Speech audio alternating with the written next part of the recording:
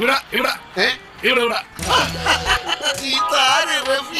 என்னன்னா நீங்க ஆக்டர் இருந்ததுனால தான் அந்த கேள்வி கேட்கிறோம். தமிழ் இண்டஸ்ட்ரியில மட்டும் இல்லாம கேரளா இண்டஸ்ட்ரியில தமிழ் இண்டஸ்ட்ரியில இந்த மாதிரி பிரச்சனை இல்லை சார். കേരള കേൾക്കാൻ നല്ല രസമുണ്ട്. നീ ഇങ്ങനെ എത്ര ഏക്കറിൽ വേണമെങ്കിൽ റബ്ബർ നട്ടോ, പക്ഷേ നട്ടാ പൊടിക്കാത്ത വിത്തുകൾ ഈ വീട്ടിൽ വരയ്ക്കണ്ട. இதுல வந்து பெரிய ஒரு சர்ச்சையை உருவாக்கி இருக்கு.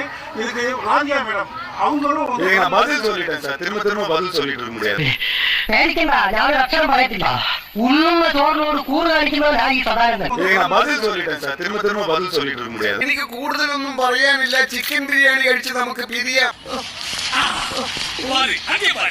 യുവനടിക്ക് നേരെ തമിഴ് സിനിമയിലെ ഉന്നതനായ താരം ലൈംഗികാതിക്രമണം നടത്തിയെന്ന രാധിക ശരത് കുമാർ തന്റെ ഇടപെടൽ കാരണമാണ് നടിയെ രക്ഷിക്കാനായത്.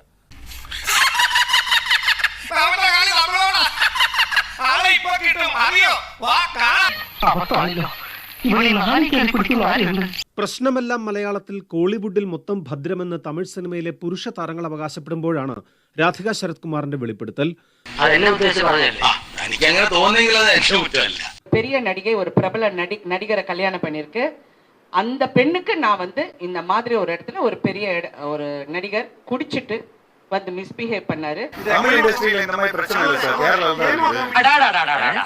ஆஹா, என்ன அறிவு, என்ன அழகு. இந்த மாதிரி ஒரு இடத்துல ஒரு பெரிய ஒரு நடிகர் குடிச்சிட்டு வந்து மிஸ்பிஹேவ் பண்ணாரு. அந்த ஆளை வந்து நான் என்னென்ன பேசணுமோ நான் பேசிட்டேன்.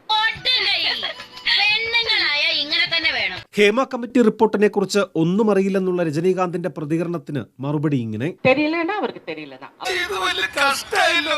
എനിക്ക് വളരെ പാസി പണ്ടർന്ന് അറിഞ്ഞൂടാ. നീയും തയ്ച്ചു വെച്ചൊരു ബ്രേസിയർ ഞാനാ. നീ അതെ, ഞാൻ പോകുന്നു.